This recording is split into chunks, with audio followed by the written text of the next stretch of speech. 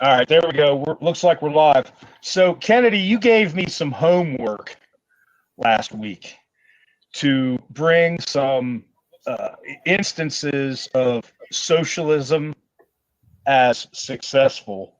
And you know what, man? I can't find any because under socialism, right, the population always gives away certain rights for whatever the socialist offers.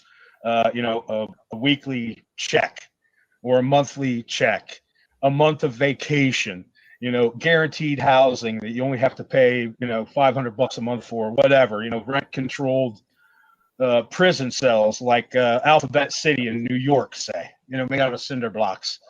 That. They'll give you a job if you want one. It's not going to be a great one. You're probably not going to like it. So I don't see any benefit except for the extremely lazy and worthless. But I guess in that respect, it is a success because less people become cops because they can just sit at home on their ass and do nothing and still get paid for it. They don't have to go out and beat up their fellow humans and throw their fellow humans in cages, like there's some kind of wild ape or whatever. And I don't agree with wild apes being in cages either, by the way. I think that we need to leave them the hell alone and build a wall around where they live so nobody can fuck with them. They deserve their own space. That's my personal conviction. I've never seen a really happy animal in a zoo that wasn't a fish or a reptile. So anyway, I couldn't find any successes in socialism at all. Nationalized healthcare is where they won against us. But in terms of when we're looking at them, when they make a proposal like, let's do socialist education, and then people are like, yeah, let's do it. And then we try it out, and how's it turned out? Yeah, it's garbage. It's shit. People online are filming people asking them basic questions, and like average people don't know how many states there are in the country, and like people think it's a democracy, and like all these weird ideas that are just common. Can I quote a socialist on democracy and see if you guys know who said this? Democracy is the bed upon which communism is conceived. It really is. The problem with capitalism is socialism, which is weird because. Anyway, it was Stalin. Stalin said that. He knew what was up, but he was a criminal, so he went along with it. He was a bank robber. You know that, right? Or a train robber. He robbed trains and shit. So of course he's going to go along with it. Yeah, on first thought, I thought it might have been Kennedy, right? Well, look, Kennedy. But my better answer was going to be that I don't answer questions if you asked. Yeah, well, look, here's my take on the Kennedys. Not this Kennedy, but the Kennedys. That's what you're referencing. Right. JFK was on to something that is the foundation of the criminality of our government, okay? And no matter how you feel about the guy's politics, that's what got him killed, because he saw the plan and he was going to stop it. Of course, he's going to replace it with whatever he wants, but guess what? It still would have been better than what ended up being what we got today, because along the way there would be corrections. And Kennedy wasn't really a socialist, but he did come from a crime cartel family.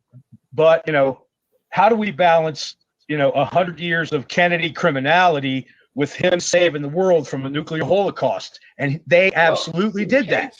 In case anyone doesn't know, JFK gave a speech about secret societies, and that's what he's talking about, where he exposed that we're supposed to be a free and open society, essentially, and that's not happening. And we've got the military-industrial complex pushing for all sorts of conflicts that don't probably need to happen, but if you can sell all these weapons for all this money, then there's a reason for somebody to keep pushing for something to happen, more wars, eternal conflict, really. Yep, exactly. all of the political parties, to tell you the truth, the Democrats and the Republicans are both leftists. Every time they get up to the presidential podium, during the debates, they say, one of them will say, I'm raising education spending 10%. The other one will say, I'm raising it 5%.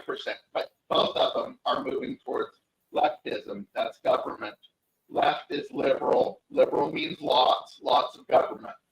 So if it takes a lot of government in order to do something, that's leftism. Absolutely. And look at the amount of government that we have. Did we lose Let's? What happened? Maybe he'll be back. Oh, well, we're not going to wait on him. We'll go ahead. So in essence, I found no successes for regular people like us in socialism, because it always ended up with this big fucking government like what we got now. Listen, if you have to have a license to own a dog, or to get married, or when you're a little kid to get a bicycle, that's fucking socialism, man, right there, in its most base form. Yeah, it's leftist control, and maybe there needs to be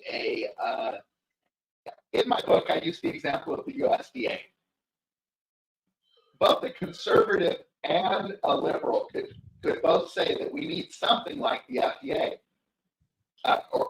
is it FDA? USDA, so that they check steak. Right, USDA. right.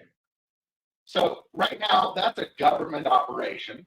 That's a liberal point of view. That's leftism. And then the conservative would say, maybe he would say, we do need that exact same thing, a service that is going to check up on the meat situation, grade animals, grade them for the, it's a grade, it's a prime steak or whatever, right? But the conservative would say that needs to be a private company, and probably a whole bunch of private companies would pop up that do this type of inspecting and stuff like that, and they would gain different amounts of credibility, and someone would win out, and they would have great standards for the way that they do things. And so that's the conservative way. The liberal way is to have a government appoint some bureaucrat to run other public employees that are going to go ahead and enact these rules and stuff like that. But the problem with that is that it always costs a lot more, and you always get a lot less when you deal with this top-down control nonsense. It needs to be a company based on good fundamentals and morality and economics, and not just throw money at the problem until it appears to go away or whatever. So understand that both sides could believe in USDA, but the conservative would want it to be private, like a private company, whereas a leftist wants it to be government. And we need to understand that these political parties, they're not doing that. What they're doing, the Democrats and the Republicans, they're both left. Just, we're going to increase the spending on military, 10% here and 15% here. But the problem is they're both doing that. And so they're both leftists. Like Trump, pick the guns first and stuff. Is that a conservative? No. No, and everybody glosses over that. Sorry. No, everybody glosses over that statement. They want to pretend like he's the gun guy. He's going to protect us. No, he's not. He's part of the nobility. And what did the nobilities do with the bows and the arms? They took them and they put them in the kingdom's armory, in the arsenal, until they were needed to fight somebody outside of the country. That's why we have a fucking Second Amendment in the first place. Yeah. So, and then he wants to indemnify police, whatever that means. Yeah, he wants to give them absolute immunity, and that's never going to work. Well, it doesn't work because there's still 14th Amendment equal protection under the law. So no matter what Trump wants, he's going to pass an executive order, which doesn't hold force of law, remember. Yeah, Congress makes laws, not the executive branch, not the judiciary either. So Congress is who makes laws. So like the drug war started with an executive order, and then the internment camps, that was an executive order. It wasn't even a law. No one had to follow it. Cops aren't sworn to executive orders. No one is. It's just, honestly, an executive order is what you give, like, the employees of the corporation. Essentially, like, it's a, make sure you use number 2 pencils or something. That's an executive order. Like, it's not like a new law,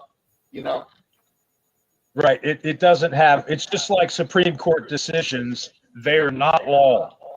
Right. They're just not. They're just not.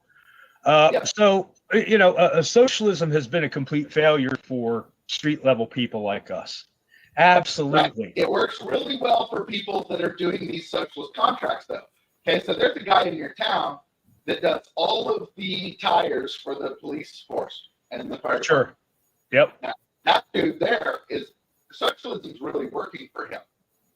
I mean, if his kids are getting dumbed down and like everything's like kind of failing and people are getting pissed, is it working? But for his bottom line, yeah, for his economics for that day, certainly it's working for him.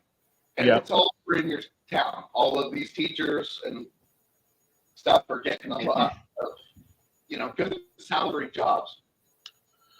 And they don't really exactly work. They don't ever get dirty or anything like that. Like there are like cops from in your town. But the thing is, they're the non-productive ones. They're the ones that are just like sucking up all the stuff that the rest of us are producing. Well, you were talking about the guy who does the tires for the police department or the sheriffs or the whole damn county in the city or whatever. You're right. He's creating jobs and he's adding value if you value those things, and we don't. But there was a day, when the pigs had their own mechanics. That was a thing. They didn't contract out. They hired somebody that was a mechanic, and they built a little garage, and he worked there, and they bought tires, or they leased them. That happens a lot with, city vehicles and city contracts. Those tires are leased, right? So when they fail, they send them back to be recycled, and they just get more, right? And they pay such and such money a month, but they're instead of being completely socialist, back then they were creating a job. At least one position in that whole police department was useful and productive. If you value the socialist system. Job now needs to exist. You're taking away the free market's ability to say, now this job is worth so much that it exists. It's going to exist for some because the need is there, right? But because it all comes down to the socialism, it's like there's like a paint to all of it. Because even just that mechanic in your town, literally half his income comes from the city. And now you're coming in and like maybe you have a problem with something. Like, does he really value your business, or is there somebody else's business who means more to him than yours? Or is he giving you the same deal, right? I'm sorry. Go ahead, man. You're the one paying for that second-class citizen status. Go ahead. Right. Well, what I was trying to say, being rude over, we have some lag going on. So, is he offering you the same deal that he gives to the city? Is he giving you a discount like he does to the city for your job? No, he's charging you 100%.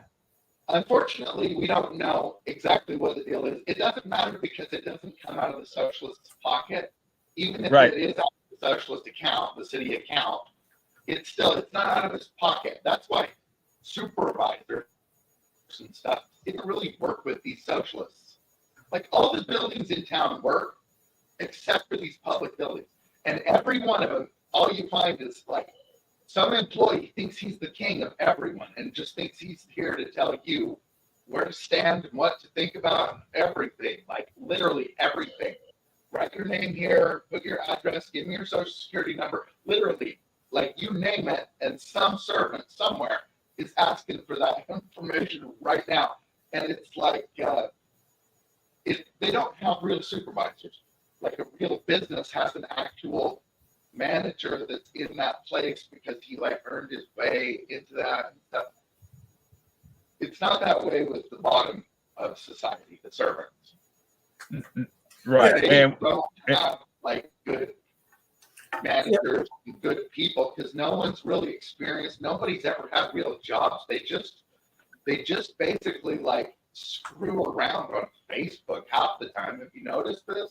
Like they're terrible employees. And if they had a real supervisor that actually lost money because of their delinquency, then that guy would actually be taking care of it. But it's not coming out of their pockets, so no one cares. That's why these buildings just don't really work. You'll get a janitor showing up telling you what to do. It's like, dude, what? Learn, like, honestly, learn your place, learn my place, and just honestly, what are you doing telling me what to do in a public building? They believe it's their own private property. It's like the craziest thing. Like, yeah, it's a socialist. It's part of the socialist criminal mindset. Your thoughts on socialism and politics, because it all comes down to politics. Well, anytime the politician gets a big social contract, a big socialist funded, public funded, that's what that is. Public funded. We can say communist, but we're not communist because we still have private property. That's the only difference. That's it. Private property. So, there's a large private sector that pays all the bills. That's what that means. And right, and that's us. Work because there isn't this private sector that's actually struggling to produce and then selling those goods and then producing for enough money for the government to go ahead and do whatever it is that they're doing. The government just gets more money though if they don't have enough. So that's another problem. But yeah, they just print more money. Okay, I want to hear your take on it. Well, I was just sitting back here thinking about this, the whole premise, kind of trying to wrap my head completely around. And we're really talking a little bit about the movement at one time to defund the police.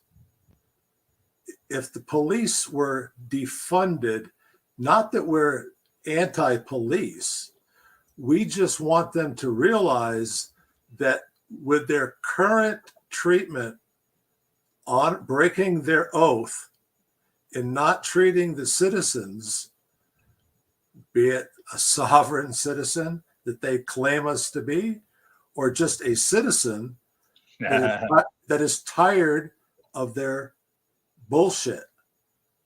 And I try to say that with all dignity, respect, and honor to anyone with decency, respect, and honor in the judicial system or any of these powers to be that are either unable to apologize for their actions or want to continue to live in their corruptness of their tyrannical mind.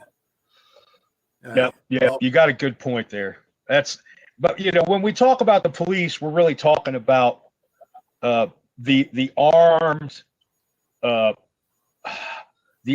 mercenary power of the state, and that is socialism.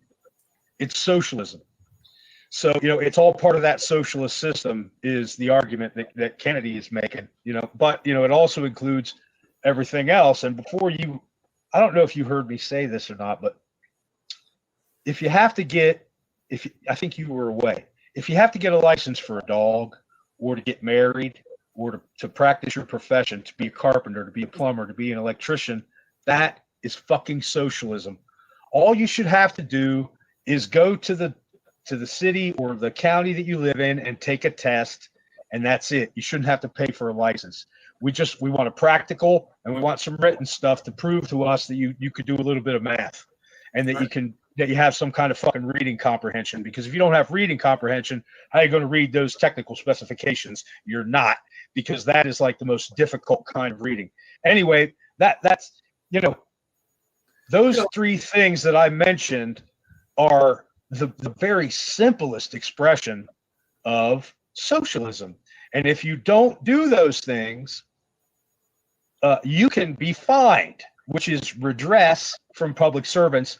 And that's kind of what I want us to talk about next. The fact that politicians of any kind, from the president. Address that real quick, what he said. Yeah, go ahead. So defund the police. Right now, that's on the Democrat side. But that's a conservative value, because you're saying tighten the belt on the government. And when you're saying defund the police, what you're really saying is we need to have private security, right? Instead of public security. So public is, it's paid through coercion, and we don't really get what we pay for, because we get the exact opposite. Yeah, we get the exact opposite, man. Us. So yeah, it's not working. And the reason is that they're not accountable the way that real people are accountable, essentially. Your boss is going to be pissed when you don't deliver what your mandate is. And to tell you the truth, cops, their job is to serve warrants. So are they delivering on their mandate? No. I mean, nope. It's not close. It's like literally, it's not even close. They show up and create disturbances and disrupt our business. It's like they tell us what we can and can't have and how tall we can be. And it's ridiculous. Like, no matter what is going on, they're going to say that that's the issue. And it's just what it is. It's like some weird housewife hiding behind the lines. It's like dictating all of America, because it's like they made a call. They made a call. Like, what would you think was what would you think would be the ultimate goal for that mission back then, to defund the police?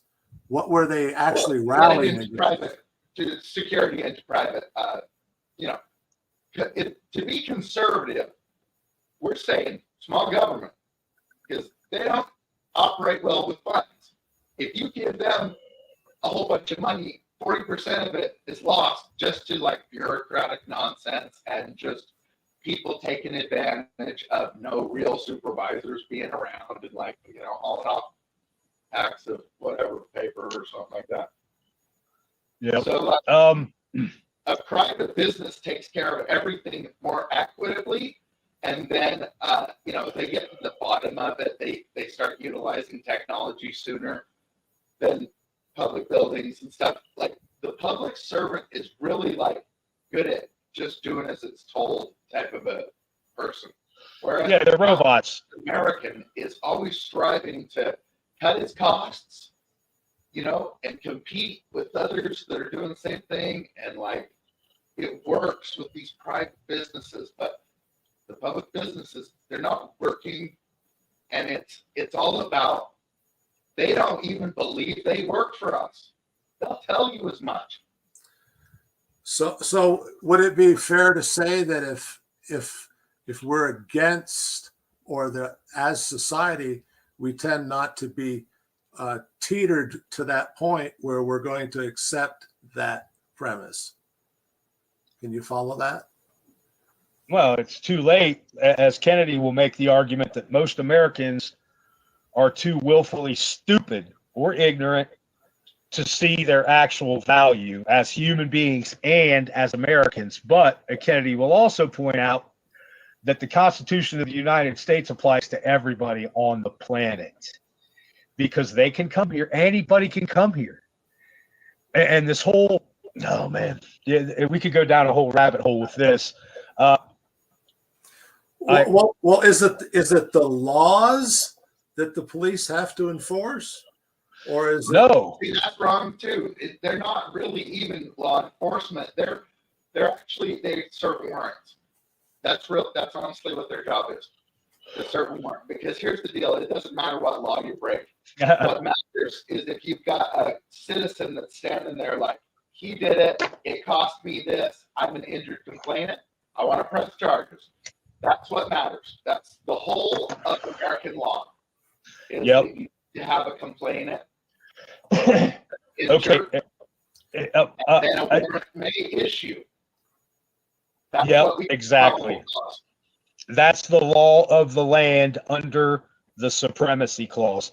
The whole beginning of the Constitution, it says these rights are indelible, basically. You can't do anything to change any of them or to subvert these rights. That's the supremacy clause right there. Yeah. You know, it's given to us by the Creator. If we choose to call him God or Pinocchio, it doesn't really matter. Endowed to us as human beings. We are, as far as we know, the dominant life force on the planet. I would argue that viruses are definitely winning. But anyway, that's probably a good place to I want to show you guys something and get your take on this. This is going to be our segue into the next. This guy was just chilling on the sidewalk holding a Pepsi. Then these cops pull over to question him. Seems like having a soda is a crime in their book. But the guy won't take it and puts them in their place. What you got there, man? What do you mean? What kind of beverage is that? What does it matter? Stay your distance, please. Stay your distance? Yeah, I don't want two guys with guns coming up on me. Oh, we're police officers. Maybe you I don't care. You guys are rolling around and crubbing up on me with guns. Back up. Police officers. We're here to serve and protect, sir. Well, our job is to make sure the community's safe. That's some Gestapo stuff when you're going to stop for everybody holding a can anywhere. No, not everybody holding a can anywhere. Just me? No. Do you have a reasonable suspicion? Yeah, we do. What is that?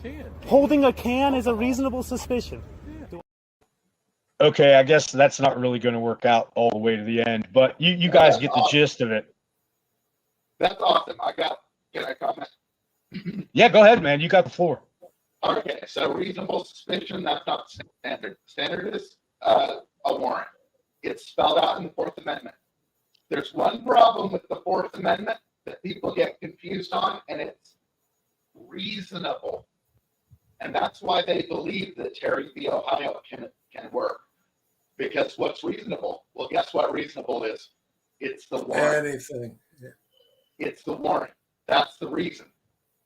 That's right. That's the reasonable element. That's what reasonable means, is the warrant.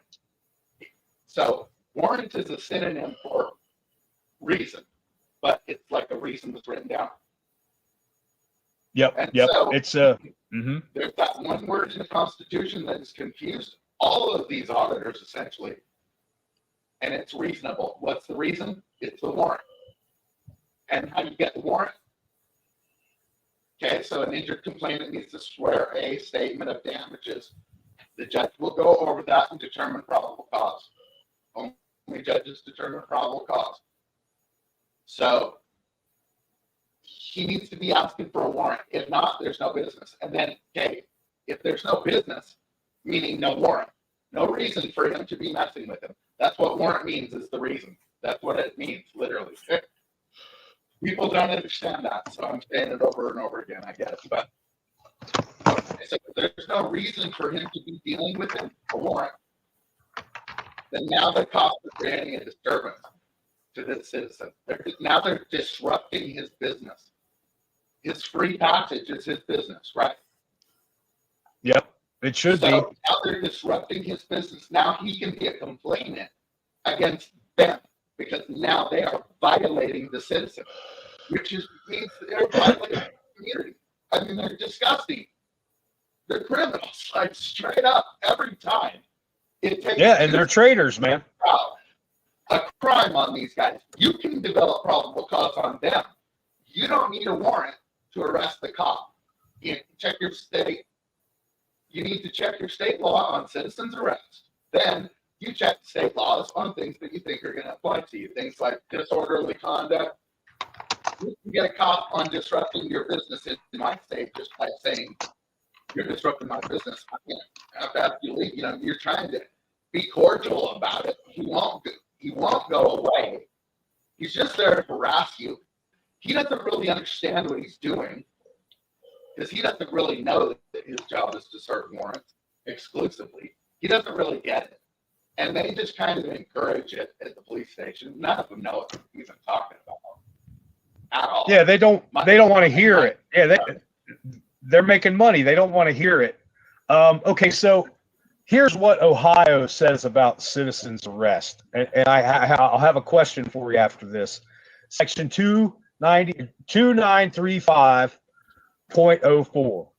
When any person may arrest. When a felony has been committed or there is reasonable ground to believe that a felony has been committed, any person without a warrant may arrest another whom he has reasonable cause to believe is guilty of the offense and detain him until a warrant can be obtained. Okay, so what is a felony? It requires a felony. Right. So, is it a felony to violate my rights 5 fucking times in 5 minutes? Yeah, that would be, that's a federal offense, deprivation of rights under color of law, and then also conspiracy against rights. That's 18 U.S.C. 241 and 242. Those are felonies. Yep. Okay, so they're felonies. All right, gotcha. They can be charged as felonies, and I'm not sure what else they can all be charged with as. You can actually use those to charge a cop with a civil suit. Those 2 crimes. And then you can also use them, let's see, it explains that there's a distinction between like if someone's actually seized and moved or not, it makes it a certain, maybe a capital offense at that point, I think. And then below that, there's felony. You're going to want to look them all up. They're in my book. So. Of course. Yep. I'm pretty familiar with from 240 to 242. There are some other ones that, live on the edge of my brain and I don't quite remember them because I'm not, I've expressed this to you before, Kennedy, I'm not really a thinky person. I'm more of a builder and a creator. I'm not, these things just float around in my head as random concepts that you have helped me gel to a certain point. But there's so much to know. But, we've got it at our fingertips. So, there's no excuse for not having it on hand anytime you need it or before you go to get, because you have to get a warrant, right? You send the cops to their supervisor. Go ahead and surrender yourself to your supervisor for disciplinary action, and then you go get a warrant and you make yourself the complainant, right? You can do it however you want. I mean, there might be a circumstance where you actually have to take a person, with your tool or something. But I'm not suggesting that necessarily, unless that's a necessity, right? There'll be I think that it would. If you do, look, all the way up to it. Basically, all you have to know is what's in the Constitution. So it's going to explain to you what a complaint is. It's a person that writes a complaint of damages, and they get it to a law enforcer or, to a judge. My citizen's arrest law explains to me that I can take someone in front of the judge if I arrest them. So I could physically grab them and put them in my car and we're going to see the judge, literally. Right, you don't have a choice. Yeah, that's. I may have to read into more of the code here in Ohio, but thoughts? I'm thinking that really all it boils right down to is the education. Not a lot of people take out the time of their busy day and their hectic work schedules to be able to comprehend all the different facets involved with people out there that are interested in having a change. That doesn't necessarily mean we're going to burn or throw the baby out with the bathwater. We're trying to have a reasonableness that happens here. And I think it has to begin at the grassroots to a degree, we could say the 3 of us here talking tonight to our audience, that we'd hope that one person in that audience is picking up what we're trying to put out. And in turn, they might people like that might appreciate someone like Ken Burns, who puts out these fabulous documentaries on baseball or how we began flight back just late into the 1900s, that would actually walk us through. Now, a person that comes to mind for something like that was, and it's Chile, obviously, and that was a one. I gotta break in, because the man to do the job is right there in the upper left. That's Kennedy Walker, and that's what we're doing right now. Yeah. Now look, if we can get Chile, and Harvey gets it almost. He's so close to getting it. Phylax is very close to getting it. Long Island Audits is way out in left field picking fucking daisies. Chile, I think, he's bright enough and open-minded enough that he could also become a mouthpiece. But the guy is right there. His name's Kennedy Walker. Well, no, I'm not trying to throw any shade on Kennedy. No, I get it. I'm just making the point. It's us. It's Kennedy. Right. He's the teacher. We're the students, man. And so is everybody else. Just it comes down to citizens arrest. I mean, yep. If a guy doesn't stand up and say, "Hey, you're the one committing the crime," then does he even deserve? What does he deserve? If you're just going to sit there and argue with the cops for 40 minutes about gibberish, like, what do you deserve? Like, you need to, I mean, seriously, get real with it. Like, what do you deserve? You need to, come on, man, start speaking your rights. I hope you read it at some point. Say which ones you think are pertinent, and then start giving some lawful orders. This is a servant we're dealing with here. Like, right. Everybody out there, like, I'm glad you brought up Long Island Audit. His style is so ridiculous. I find that he's out here basically convincing people that all these nonsense laws that they passed that don't even mean anything. Like, for instance, he's really big on these signs. Oh, it's a restricted area, or isn't it a restricted area? It's like, dude, the whole building's a public building. Stop pretending like crossing some magic line in our building is going to be a crime. It's not. You still have a Fourth Amendment right to be secure in your person.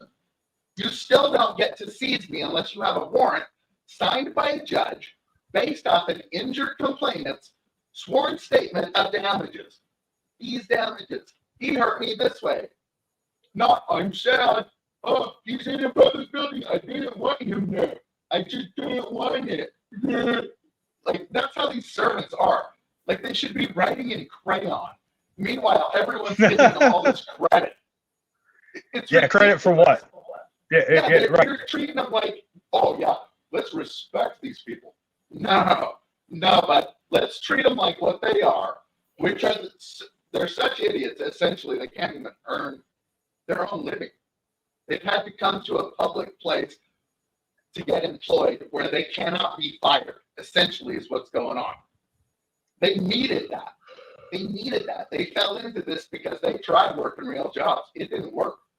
They found out sweating wasn't their thing, So they wanted to go sit somewhere and play on their phone. But, and that's what they are. So, yeah, we got to go straight to the citizens arrest, straight to the laws. It's not, you don't want to have too many conversations with these people because they don't know anything. You got to read the actual Constitution. Read Article 6, the Supremacy Clause, figure out what laws are above everything else so that you know what is nonsense. Because guess what, man? It's 95% of the laws. They're gibberish. They don't apply to you. Either you're securing your person and they can't seize you on the side of the road, a traffic stop. Like, our society is so degraded that we don't understand that a traffic stop means a traffic seizure, which is a violation of the Fourth Amendment requirement of a warrant or any search or seizure by our government against us, right? Exactly. I want to make a comment about Long Island Audits. I can't stand his style, but the dude, he's got a presence, and we need to edify him and somehow get through to him that the stuff that he's arguing is exactly what you called it. It's, or Hunter Thompson would say, awful gibberish. You know, that's what it is. It's just bibble babble. And that's why we need lawyers, because only lawyers can understand bibble babble. If They're the law taught. is testable, then let me tell you something, it's useless.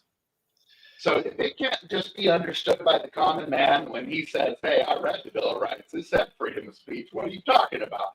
It's not as complicated as people are making it out to be.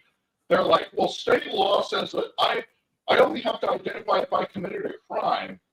That's such a dumb thing. You have a Fourth Amendment. You're securing your identity already. Who cares what the state law is? It's null and void. It doesn't apply to you. It just doesn't apply. Maybe it applies to someone, but it's not you. Yeah, you know, unless it meets the 3 criteria to be an actual crime, you would have to violate someone's rights, deprive them physically of property, or what's the third one? I can't remember. Right, there has to be physical damage. Right, you harm, actually physically harm another person, harm their property, or steal their property, or violate their rights. Those are the only 3 things that can be a crime. Well, those are the benchmarks. One, it's injured complainant. That's right.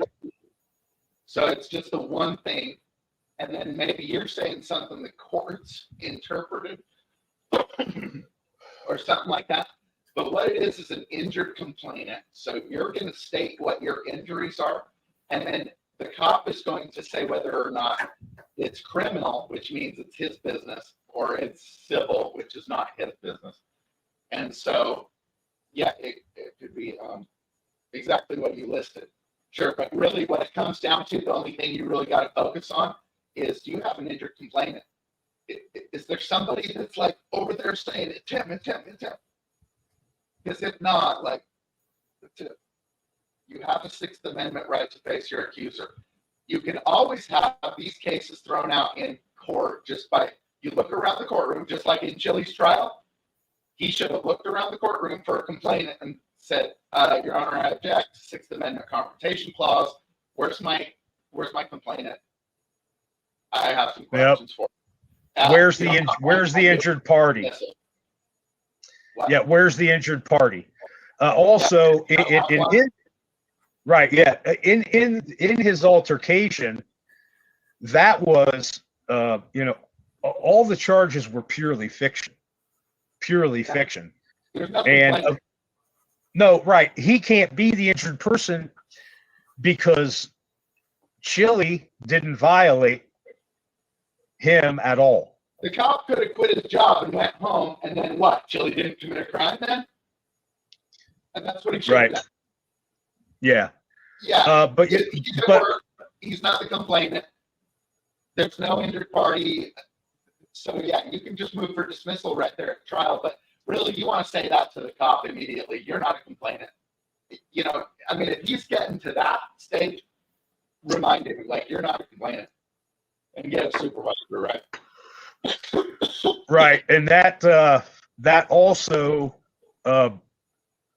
when they're in their governmental capacity, okay, when they're on duty, they don't have constitutional rights again to use against us. They don't get to redress us. They don't get to do that. That's not how it works. Right. In order to have the right to redress you. Right, they don't have that right. A servant or search you. Right, the servant doesn't go to the map. Traffic seizure, right? Just stop you on the road at all. They need that warrant. Without it, it's illegal and it's disorderly conduct. So here, that's a misdemeanor. In your state, you're going to be wanting to look at the felony charges. Look up official oppression in your state. Look up aggravated assault, where they pull a gun on you. Cops like pulling guns on people that for no reason, right? Yeah, those are a whole lot of charges right there. There's a a grocery list of charges just for pulling a weapon on somebody. Right. Dog is having his day. Can I wrap this up right now? I got someone at the door I need to take care of. Okay. If you, is it going to take a long time, or because if it's just going to be a few minutes, me and Let's can just keep babbling. Okay, yeah, go ahead. Yeah. So what do you think about all that, Let's? I mean, it sounds really, really radical, but everything that Kennedy is talking about is exactly how the Constitution was meant to work. Oh, I think we can all agree that the way the Constitution was designed to work isn't like it's working today.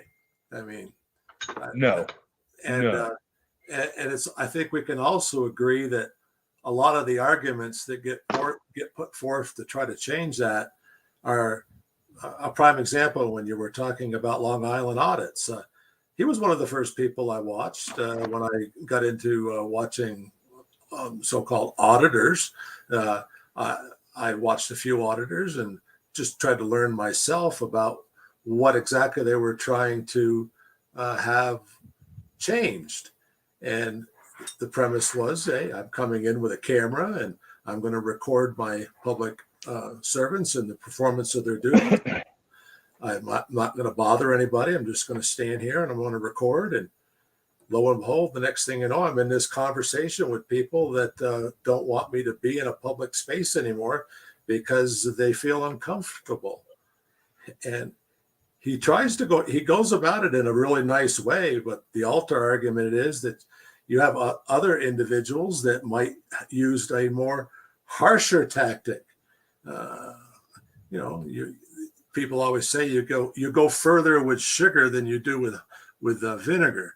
It's that sweetness versus a bluntness or a nastiness or a harshness. But however you attack it, usually when you're making an attack, it's to the problem. And where Kennedy says that we should be, that, yeah, I would agree.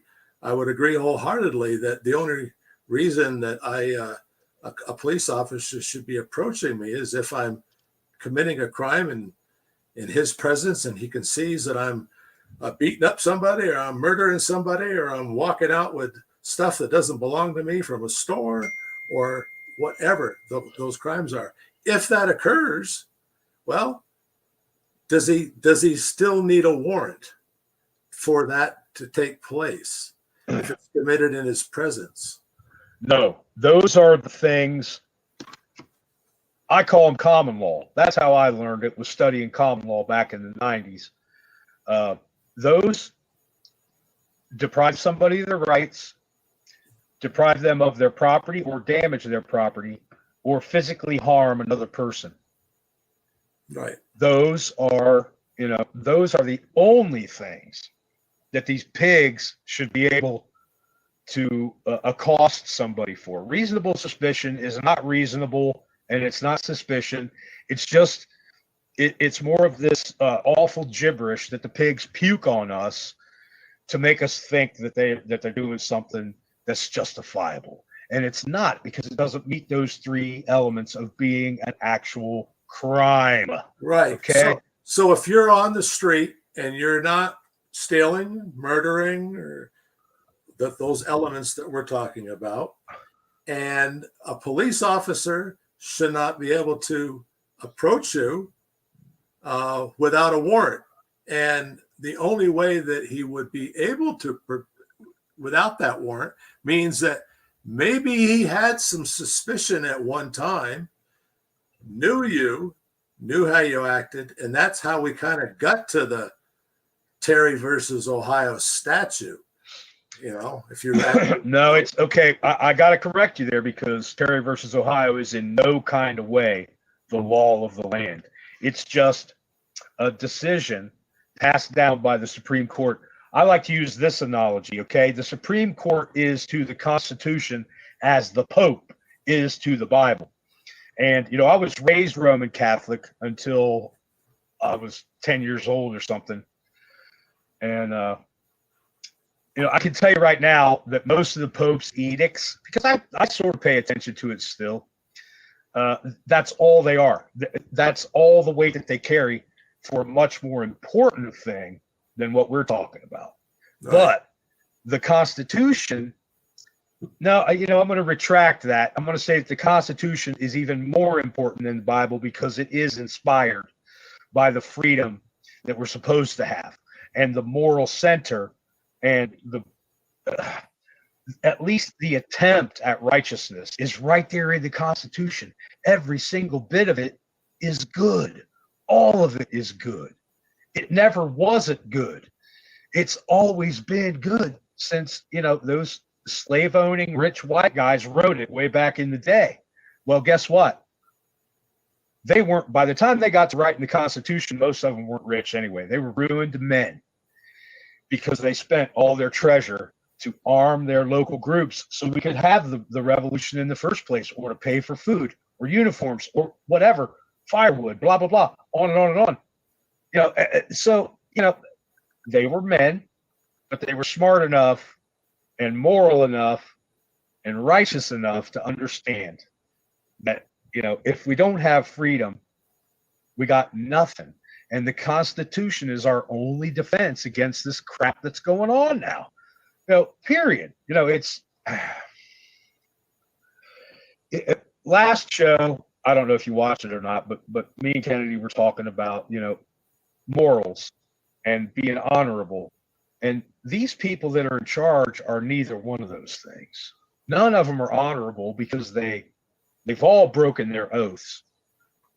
And they're the opposite of those things. They're the opposite of those things. And those things are the things that the Constitution was meant to preserve. Meant to preserve those things. And you made a comment about sovereign citizens. Well, I got news for everybody that thinks sovereign citizen is a thing that you have to declare, because we're all sovereign citizens according to the Constitution. It's been taken away from us by these pigs, the politicians, from the president all the way down to, the dude that takes the money out of the parking meters, or the janitor that kicks, any auditor out or tries to, No, we're always going to have there's always going to be that varying as our teeter-totter tries to swing hard one way or hard the other way, and there's always going to be an opposing force. And I just say that if we just all tried to just imagine what would be the loss if Terry versus Ohio was overturned. I understand where we're at. I mean, why not? What would we have to lose? That you have a belief in Terry v. Ohio, and the judiciary doesn't make laws. So the loss is that we're operating on a faulty playbook. How are we going to win if we're not operating off of the right playbook, which is it's the law? So what's the law? It's the Fourth Amendment. What's going to change that? Honestly, you'd have to have, I think, it explains it in the Constitution, but I think you'd need to have like a 2/3 majority or something like to repeal something. But here's the problem. We're not creating rights with the Constitution. We're numbering them. These are what we found of God-given rights. So you have a right to a dog. It's not in the Constitution. It's a Ninth Amendment right, though, because you have more rights than what is enumerated in the Constitution. So the thing is, just the belief in Terry v. Ohio, that's the fault. That's where everyone's going wrong. These cops are out here enforcing Terry v. Ohio, but they didn't take an oath to Terry v. Ohio. They took an oath to our laws. You understand what the problem is? Yeah. I'm not interested in what the cop comes up with as reasonable. We're only interested in what the judge says is reasonable, because he's the elected official. He's the one that determines if a crime has been committed based off an injured complainant's sworn statement. of damages. So it's very specific so that some idiot, which these cops, I consider them the lowest of society. They can't even get real jobs. They refuse. That's what it is. They refuse to sweep floors. They refuse. They just refuse to pack water buckets around the job site. They refuse to do this stuff, okay? And so because of that, they just sit around all day and they never progress. And so why are we listening to them? We don't listen to them. They're just idiots. We've elected a guy, though, that isn't an idiot. We think. We're not sure. We think he's not an idiot. And so that guy needs to either sign this warrant and then the cop can serve the warrant. Otherwise, he doesn't have an education. Why should I have to deal with someone with such a poor education coming up and bothering me? I'm a free American. Why is it that his deficiencies, his inadequacies are now my problem? They're not my problem. They never were. This is America. And basically, I get to be the rank that I am, that God made me, not what some servant determines. So he's either going to show me a warrant or he's in violation of the law. And it's a felony or it's a misdemeanor, whatever you want. But no matter what, I didn't come up with the law. It is a violation of the law to just come up and bother someone without a warrant. So that's a crime. Now, well, it's redress. Yeah, it's a public servant using redress against the masters. Okay, Terry v. Ohio is just it's a decision. It's not law. It's not a federal statute. It's not even a state statute. It's a policy, right? It's a policy of the Supreme Court. It's a violation of the law. Absolutely. They're guilty for passing Terry v. Ohio. First off, we're talking about like it's a Fourth Amendment holding. Guess what? It was a Second Amendment case because it was about Terry's gun. Yeah, it was about a black guy having a gun. So, yeah, it was about his race, right? And then they just, it was essentially that they committed a crime against Terry. And now people are out here like, whoa, we should respect Terry. No, Terry was a crime. It was a deprivation of Terry's civil rights. They deprived him of his property right. He has the right to his property. They deprived him of his Second Amendment right. He has the right to his gun. He wasn't committing a crime. And this is when the future crime crap started. Like, that's what these restricted areas in these public buildings are. It's nonsense. And what it is like, it's pre-crime where they're saying, oh, because you're in this area, now that means that you already committed the crime that you could commit, which you could take someone's documents and you could fill out a loan application or something like that. And those would be like crimes against the person, right? But right, those would be real crimes. You could commit that crime just because you're here in this restricted area. So now you're guilty, but you're still not because A, there's no intercomplainant. You're still securing your person unless a warrant is signed for you. You can't get a warrant because you don't have a complainant. All you've got is public servants running around crying, which that's all they do anyway. Yeah. Yeah, you know what I think about these restricted areas in these public places where we should be able to go. I mean, we paid for the fucking thing. What it does is it creates an area where these useless socialist parasite servants can conspire against us and do their dirt, man. That's all it is. Okay, I understand if the police department doesn't want me going into the arsenal. That should be under lock and key with a dude by the window. It should be part of like the property room, right? The arsenal should be at the front of the property room. That's probably the only place, except for maybe if they have an actual felon who hurt somebody or stole something or deprived somebody of their rights. They need to have a holding cell because they need to go to jail. You know, I agree with that. That should be a restricted area also. Their records that they keep. All of that shit is public record. It should be available to us whenever we want to look at it. It should be a library of all of their reports and all their official documents. Yeah, because we can look up any. Yeah, right. It's all public. Debatable. It's a public building. And Yeah, public. right. So, That's right. Yeah, We're the we people. can be accountable for if we commit a crime with that information. Sure, fine. Right. Then Yep. there's a complaint. You filled out someone's faulty loan application with someone else's information. Now that person is an injured complainant against you, and you can go to prison for it. But as far as the pre-crime stuff, yeah, it's just servants out of control, delusions of grandeur. That's what it is. It's a very dangerous. Delusional. They're the king. Yeah, it's a very, very dangerous thing, and I don't believe that your rank and file street level American has any comprehension of how fucking dangerous that is, because they just make shit up. You know, and I have one final word about Terry versus Ohio and the Supreme Court in general. All they do is provide fuel and excuses for these socialist parasite servants. That's all they do. They have no rights.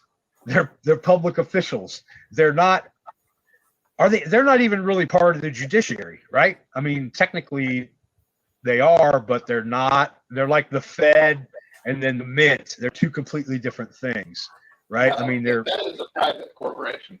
Right, exactly. Supreme Court justices, that's the Supreme Court. That's the highest level of the judiciary. Right, so they can make laws, but Terry versus Congress makes laws. Congress. Oh yeah, that's right. Yeah, right. Judicial makes decisions. So if they can't hold on a second. I have a question that's been burning in my mind for like 20 minutes. And there it goes. It slipped away from me. Okay, go ahead. Jesus. I'm hopeless.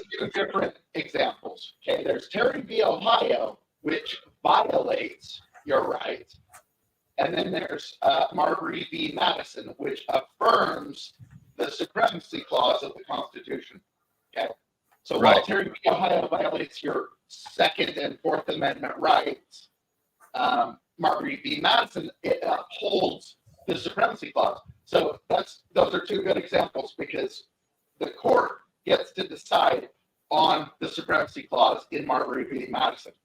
Is the Constitution supreme? And they said, yes, it is. And anything that violates it is therefore null and void. Right. Okay. So how does Terry how does Terry happen then? So, I mean, yeah, it was a violation of Terry's rights. And they publicized it. And then it doesn't change anything, but now cops think that it does. They believe that it does, and so for them it does. You know, they will go ahead and I have reasonable suspicion. That's what they'll say. Yep. Well, if it's overturned, like they were successful in overturning Roe versus Wade, if it was overturned, we'd be living in a world where, unless they had a warrant, they couldn't. It's already been overturned. Every time that courts affirmed the warrant requirement, that was overturning Terry, and it's been done a million times. Right. They've done everything in the time that they've existed. It's literally irrelevant what they say, because they'll choose the same circumstances in two different instances. One's a crime and one isn't. And they've done that a million times by now. So every time the courts respected someone's Fourth Amendment requirement of a warrant, that was overturning Terry. So anytime the Supreme Court, since 1972 or whatever, has went ahead and respected a defendant's requirement of a warrant for a search or seizure, that was overturning it. And it's just it's just not publicized or something. It didn't mean anything in the first place. The law was always the Fourth Amendment. Supremacy Clause declares it. Later, they came up with the 14th Amendment that says Congress shall make no laws abridging federally protected rights. And that's no Congress. That's not your state legislature. That's not your city legislature. That's any council. No council can come up with any law that violates your rights that fall under the Supremacy Clause. So it doesn't matter what they come up with, because these rights are enumerated, God-given rights. They weren't given to us by the Constitution. They're just listed there. We have more than them. So you have a God-given right that people acknowledged, and then Harry v. Ohio comes in and says it's not a God-given right. It doesn't make sense. It never did, because it's the judiciary who only gets to say, honestly, is it constitutional? Is it not constitutional? That's all they got to argue about a law. That's all. If someone challenges it, they get to say, is it constitutional? Is it not? But as far as Terry v. Ohio, that was just nonsense. The lawyer was terrible. He didn't invoke his second. I don't think he did. I'm not exactly sure now. It's been a while. But he didn't invoke what was really going on, that it was a weapons issue, and then it was a private property Fourth Amendment issue. I mean, and then it's also the right to assemble issue, because he's just hanging out in public, right? Yeah, he's associated with his buddies on the corner or whatever. Hold on a second. The lawyer doesn't even argue any of the relevant points, and then now people want to point at that like it's some example that you should look at. Like, no, that was a terrible failure, and it's been overturned 100 times. All right, go ahead. Oh no, I forgot what I was going to say. Hey, look, I think it would probably flog this dog long enough. I want to watch another video with you guys and see what you think. Hopefully, this one will work a little bit better. A judge violated the constitutional rights of a man that he ordered to apologize to a police officer. It's an intriguing case that could lead to a lawsuit and courtroom showdown. News 4's Jacqueline Lambert joins us. And Jacqueline, this story. Well, a judge violated the constitutional rights of a man that he ordered to apologize to a police officer. It's an intriguing case that could lead to a lawsuit and courtroom showdown. News 4's Jacqueline Lambert joins us. And Jacqueline, this story keeps expanding. Bayla, yes, it does. Now, one of Ozark's best known and sometimes controversial attorneys is in the mix. David Harrison believes Ozark Municipal Judge Nicholas Bull violated the Constitution. He's talking about Bull's demand that Reginald Burks must apologize to the officer who issued him a speeding ticket. I think that there's a lot of confusion about it. Attorney David Harrison believes that the situation Reginald Burks has found himself in has nothing to do with the speeding ticket that started this ordeal. He says it is about freedom of speech. That there is protected speech. And well, a judge violated the constitutional rights of a man that he ordered to apologize to a police officer.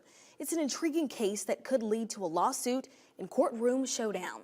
News 4's Jacqueline Lambert joins us. And Jacqueline, this story keeps expanding.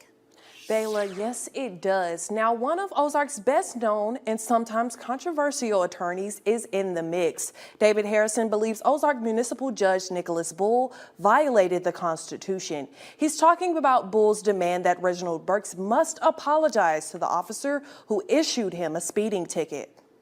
I think that there's a lot of confusion about it. Attorney David Harrison believes that the situation Reginald Burks has found himself in has nothing to do with the speeding ticket that started this ordeal. He says it is about freedom of speech. That there is protected speech. And protected speech is protected by the Constitution. It's protected by the First Amendment. That is, you can say things, and that is protected. Judge Nicholas Bull ordered Burks to apologize to the officer who gave him a speeding ticket last December. That's in addition to the $200 fine Burks shelled out this week. Well, I'll give you the rest of the stories. So he called the guy a bunch of names. He called this pig exactly what he was, and probably called him a piece of shit and all the other, wonderful expressive adjectives and inflammatory words that we can use according to the First Amendment. The judge didn't like it, just like the judge in Chili's case. She couldn't stand that he was dressing down those pigs in the audience, right? So the judge ordered this dude to make an apology and threatened him with jail if he didn't write one. So this, to me, is like the ultimate form of servants redressing masters.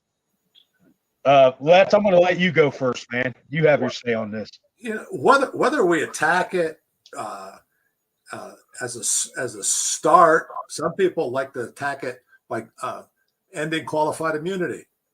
Well, the argument against qualified immunity is unless you actually reverse Terry versus Ohio, if we're going to operate on the current chessboard that we're operating on, or at least they're operating on, that when we call pigs pigs because they've earned the title of being pig-like, you know, they get into places they shouldn't be, and they multiply, and they just imagine what it'd be like if we can't go any further than where we're currently at, and we don't like it. Just imagine a world where Terry versus Ohio was overturned, and what steps would be needed to get there. Does it take every citizen that believes that police should still be able to be police, to take care of the criminals, the people that are raping our women, you know, the people that are stealing from us and fucking up with our crops, or however they want to put it?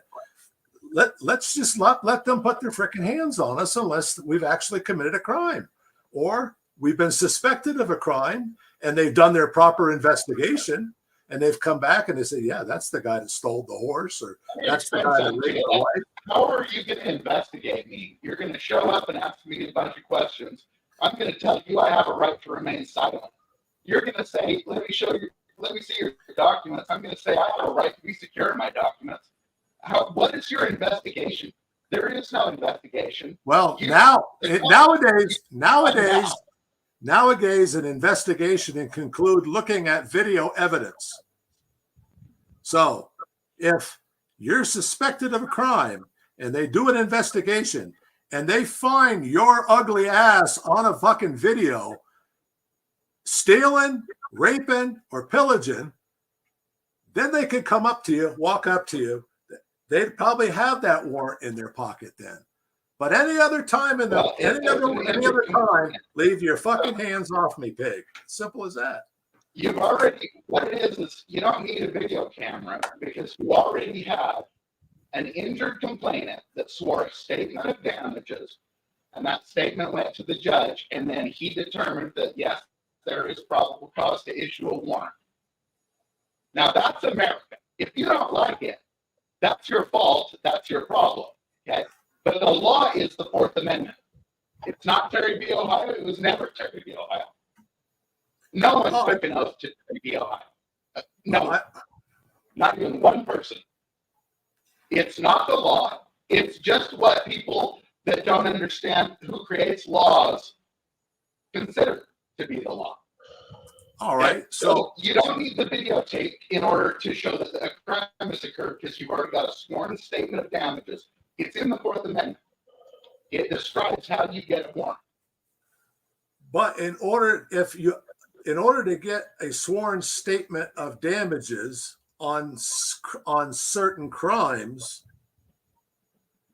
you would have to have either a bunch of people all conspiring against you to get that statement, to be able to hold up in court, to be beyond reasonable doubt in some cases, or beyond the preponderance of the evidence.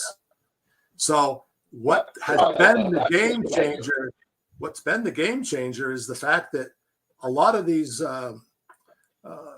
improprieties have been caught on camera. And what I've just learned within the last week or so is that if the public officials and police care to be so upset about a person holding a camera in public, filming them in the performance of their duties, that maybe a lot more citizens should just have body cameras running all the time. They're carrying them around. Maybe we make a jewelry out of it. So it's like we have our own body camera. Everybody does. And everything would be recorded. It would hold these people more accountable because they're more apt to do exactly what they always do when they realize that the cameras not on them anymore because they don't see the guy holding the camera up. They forget that the camera is not going to press charges, and neither is an American. Okay, so we're in the same spot. We're in the same spot regardless. Now, what it is the American needs to stand up and say, I'm the complainant, you're the defendant, and you committed a crime against me, and cameras are fine for getting to court and stuff, but dude, if the American people won't stand up and say, all right, servant, you're a servant, then we're not. I mean, there's nothing to talk about because you'll get all the video you want, just like these auditors. They dangle themselves, have the cop commit crimes against them, file civil complaints, nothing happens. So, it's on camera right now. Nothing happens. Right. So that's why it's got to go to just criminal. And then what do? We can just ignore all of case law precedent because it's not the law. Right. The law is, the law, the ultimate law of the land is the supremacy clause, which says that the Constitution is above everything else. That includes policies, decisions by high court judges. It covers all that shit. Orders. Let's get back to that clip a little bit because judge's orders, what does that mean? Well, it's another judge. He doesn't make laws, for one thing.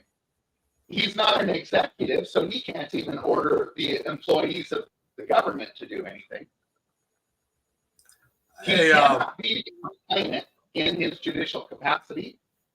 He would have to leave his judgeship and he would have to become a citizen. And then he'd have to find another judge to take his sworn statement of damages. Yep. The warrant on you. Yep. Go ahead, Lance. What's up? Well, I had a gentleman in the chat that I had talked to before we went live here. I don't know if he's still in the basement or not. Probably not. Was it Jonesy? Yeah. Yeah, I saw him there. I don't know if he's still there. He might have some interesting input toward that.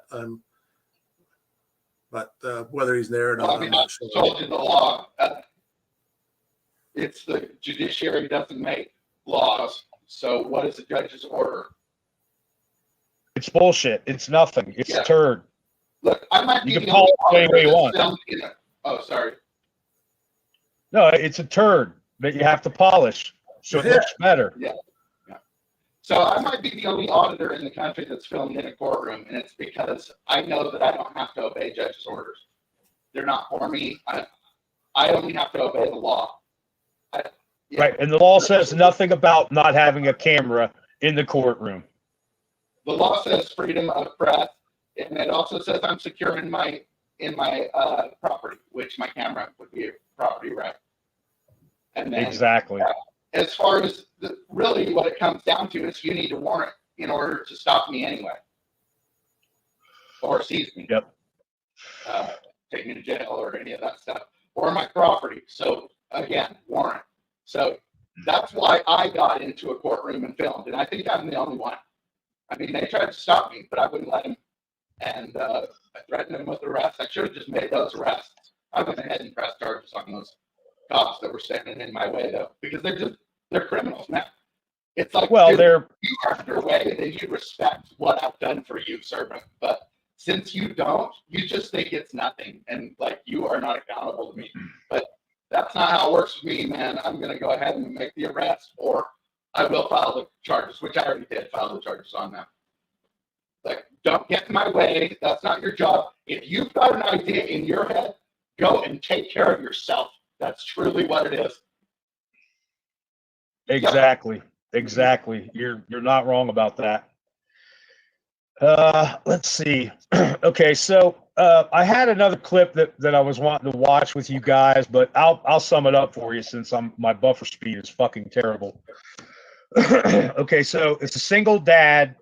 He's got this kid that has special needs, and the kid was, staying, like he wasn't learning anything. He was, starting to physically atrophy and stuff because they weren't, the school was not providing the service that they were supposed to. And he kept complaining and complaining and complaining at school board meetings about it. and writing letters to, the school board and all this other stuff. And these people had the nerve to file lawsuits against this guy because he insisted on them doing their jobs. I would love to see that shit stand in a court of law. That's something right there. Civil is a totally different thing. I don't know a lot about it.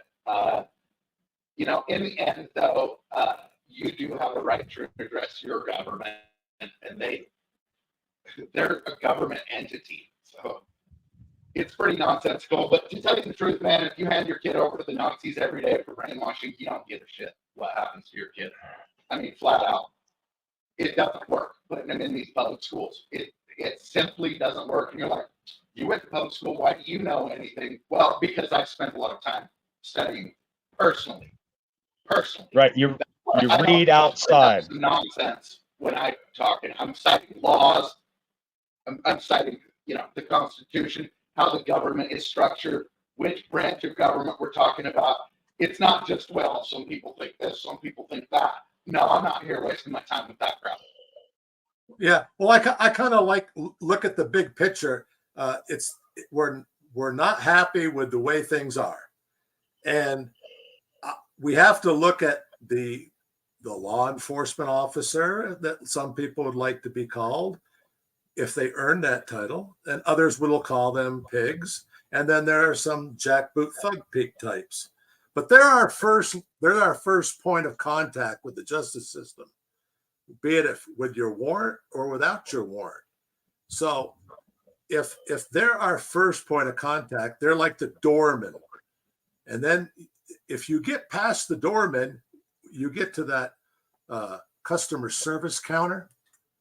And that's like the DA. That's the one that decides whether you get a room or not, right? Well, if you've got a reservation, you're good. You're good. You got a reservation. What you are, you're like a whipped puppy, okay? And you're just looking to the master to give you some scraps. Honestly, okay? If you go, you gotta learn how to invoke your rights. You need to learn how to be in control of these people. These are the dumbest people alive. They're dumb as fucking rocks. That's not their fathers didn't teach them anything. They didn't give them a trade. Man, I was a mason by the time I went to college. So for me to listen to some idiot that literally just never learned how to take care of himself, it's totally beyond anything I'm going to ever even consider doing. Ever. Yeah, you don't play with these people like they're foreman and all this crap. They're servants, okay? And they're all socialists. That's their name. It doesn't matter if you're talking about military. It doesn't matter if you're talking about teachers, cops, the judiciary, Congress. These are all socialists. And socialism is the problem around here. It's all these people that are willing to just be like, I don't have a fucking brain. Sign me up. Take me to Afghanistan. Did we even declare war over there? No. So no, we haven't declared war since the Korean War, I believe. Yeah. So but that could nobody. It's the socialists that's failing us.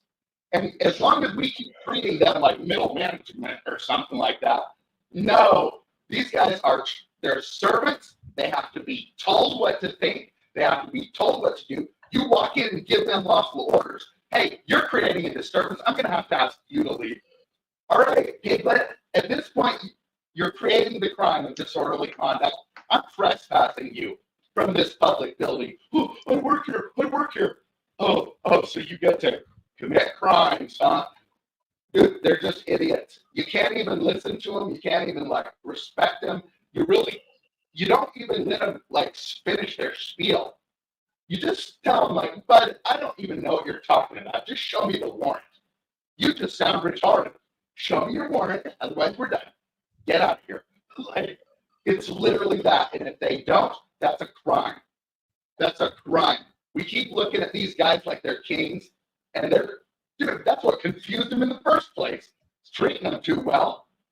Now they think there's a king. It's dude, we have to get serious with these people and let them know who they are and where their place is. And honestly, all of these auditors are screwing up. None of them are issuing lawful orders. None of them are issuing citizens arrests. None of them are pressing criminal charges. Most of them don't even cite a law by the time they're done. Most of them are just like, what law, what law, what law? Oh, case law, case law, case law. Oh, state law, state law, state law. It's like, dude, cite something that counts for something. You know, if you were trying to say something, spit it out. Like, dude, there's a law that describes what you're talking about. I want to be securing my person. Fourth Amendment. Unless you have a warrant. Like, dude, just keep bringing it back to the point. Because, yeah, you guys can all consent to be under Terry v. Ohio. That's fine. Everyone can. You can all do that. I'm not going to do that. So you don't have to. Yeah, well, I'm seized because I was suspicious. I'm going to explain to him that he doesn't have a warrant, and I'm not seized. Yeah. Well, I don't disagree with anyone's position here. I'm just trying to work toward that middle ground. No, wait. I gotta inject here. I have to inject, man. There is no middle ground with these people, and that's what Kennedy's saying. They have no fucking flexibility at all. They serve us. The Constitution says that they serve us, and they have no rights. They have no rights to redress. They have no rights to put their hands on us, minus a warrant. They have no right to interrupt us when we're moving.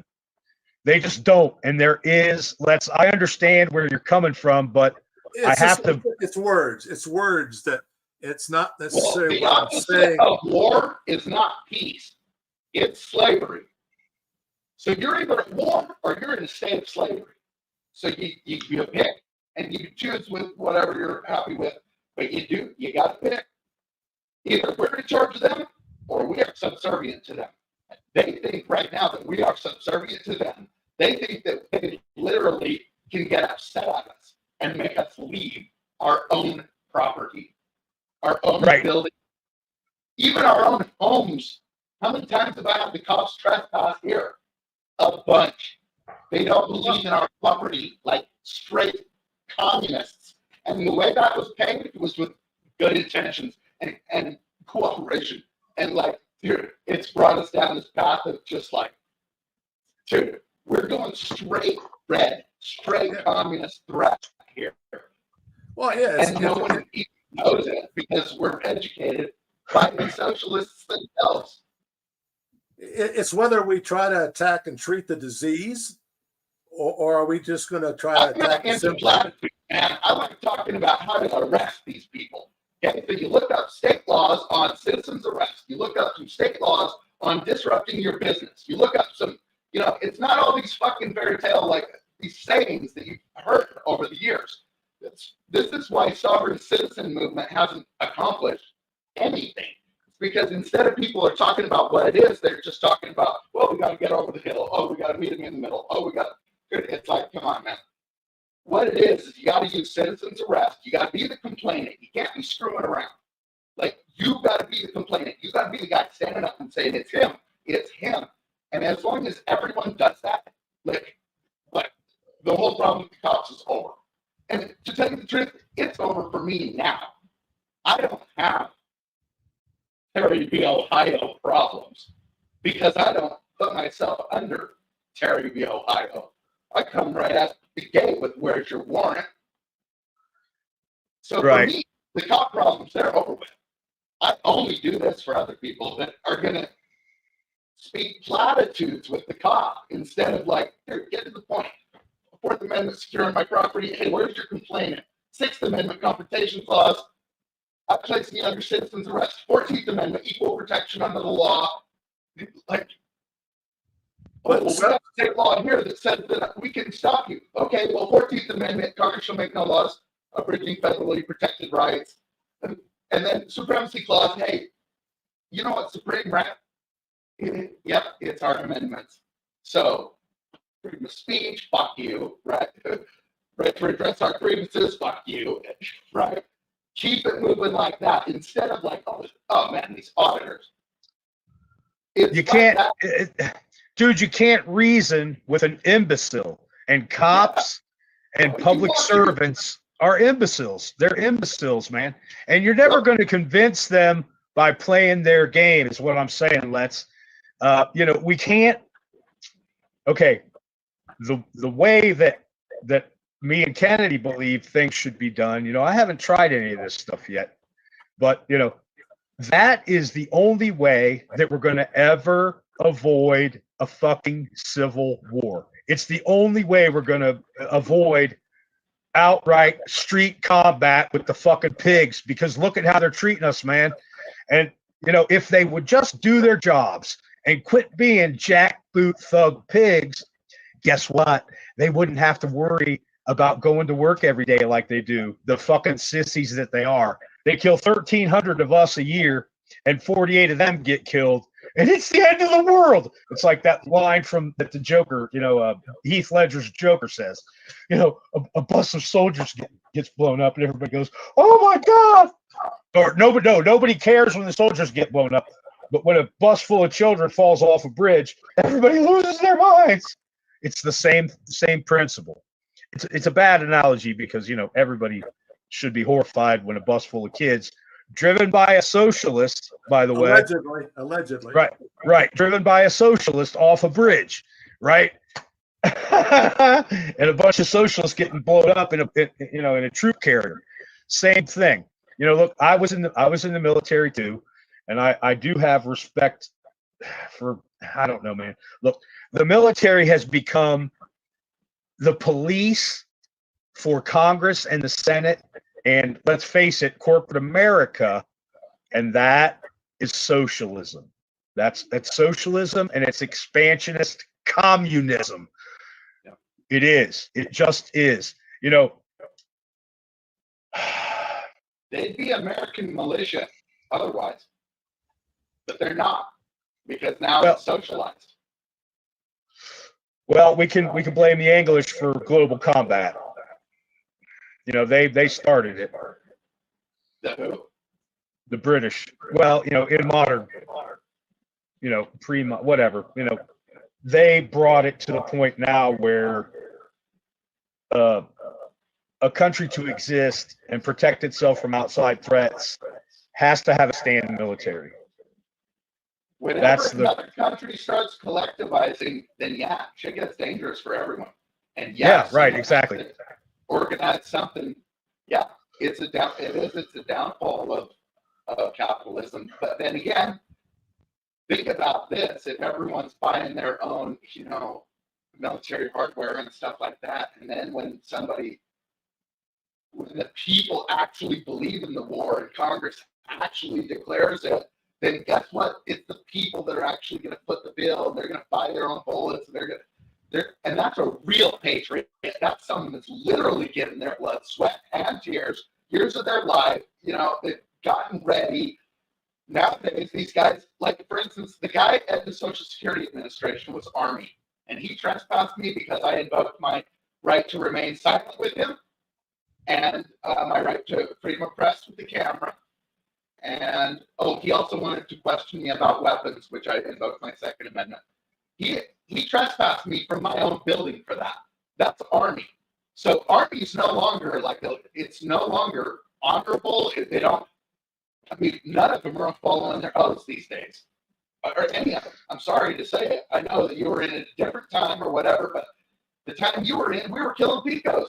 So you should at least know that what I'm saying, it's like, I'm not the one that decided socialism was bad, but in places like Vietnam, we fought communism with socialism. And guess what? I guess we won because now China's socialist, just like we are. And, but Vietnam and the Korean conflict and World War II, these things all increased the socialism to where now they're out of control. They go to war with anybody. We can't stop them. No one can say anything about you can hold a sign. It's like, right. Dude, if anybody was honoring their oath in that entire chain of command, somebody would be getting dealt with, but they're not. They're just there for honestly, for the capitalist money.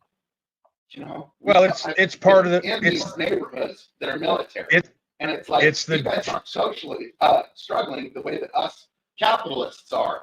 You're getting a cushy place to live, and you're going off and committing crimes overseas, and then you're pretending to be fucking heroes forever. And it's not what's happening. Just like that army guy at the Social Security. It's like, dude, these are my constitutional rights. That's all I did is invoke them. And they trespassed me. They said that I was making threats. They make up a bunch of stuff. I mean, the servant, man, all they do is lie. That's all they do. It's like they just have no backbone, and they just go with whatever, get that paycheck. They'll just do it forever. To me, it's upsetting. Like, my brother was a Marine in Desert Storm. You guys both served in the military. I almost joined the Army. It was between that and college, and I just got lucky, essentially. But would I do it today, join the Army? Hell no. You know, now I know what it is and stuff. I stay away from all of that. Anywhere someone's going to check your pee in a jar, it's not a regular, real job, to tell you the truth. Like, maybe there's a few of them, crane operator or something. I don't know. No, you definitely got to pee in a bottle if you're a crane operator, for sure. Yeah, but are you going to be excluded for smoking weed yesterday? Or are you going to be Well, that's irrelevant to me. Well, the First Amendment gives us the freedom of religion, man. And if your religion includes, not with your job. So your job can require. Oh, yeah, because it's private. It's private, right? Yeah, they don't have the restrictions of the Constitution because capitalism wouldn't work. The Not one really. restriction would be the 13th Amendment. It's that no one can enslave anybody else. Exactly. But you know, some of these jobs, man, I've had some jobs that felt like slavery. Like you're subject to coming in when we call you, and you're going to work 12-hour shifts 4 days a week. But you could quit, so. Right. My favorite one is 3 12-hour days a week. You're part-time and you get no benefits. That's slavery, man. Well, if you can quit, then it's not slavery. Yeah, that's true. I mean, if you work for the government, then it is. Well, you can still quit working for the government. Yeah, exactly. But the 13th Amendment is coercive slavery, right? Like I'm talking about, you know, not literal slavery, but, you know, it looks like slavery, right? You know, we all live in that. You know, that's a whole other 3-hour show. You know, talking about economic warfare. It's not a different show. It's the same show. The reason that we don't have all this extra value is because we're taking care of these gigantic military budgets and all these cops just run around committing crimes against us, and all these teachers to produce people that turn 18 and they're not qualified to sweep a floor or unwilling, right? Yeah, all the you know, public schooling systems are only prep school for prison. That's all they are. They don't really teach you anything of value anymore. I was lucky. We've talked about this before. I went to a school system that was blessed with plenty of money locally, right? Because it was a really rich, relatively rich community. It wasn't, you know, Martha's Vineyard or anything like that. You would have had a much better education just going and spending a month at the local machine shop when you were a kid, or going and spending a month at the rubber factory or at the farm or you learn so much. We're pumping all this cash into this thing that it's not producing good results. And the problem is that since it's extorted money from my property tax, like, it's my problem. But if it was private, your kids and your choices with them, that would be your choice. And that's none of my business, right? See, but the thing with the socialist is this shit is our business. It's our problem. We got to deal with it. And then until people can wrap their heads around what exactly is going on and the exact definitions of it, like you've enlightened me a lot. You know, like all you had to do was say socialism once, and I sat back for a minute and I thought about it and I went, you know, he's not wrong. He's absolutely fucking right on the money. Because that, you know, these people, all these bureaucrats are fucking useless. You know what the Vikings did with bureaucrats? They chopped them into little fucking pieces because they were useless. They were good for nothing. They were good for nothing. Good for nothing. Oh man, you know,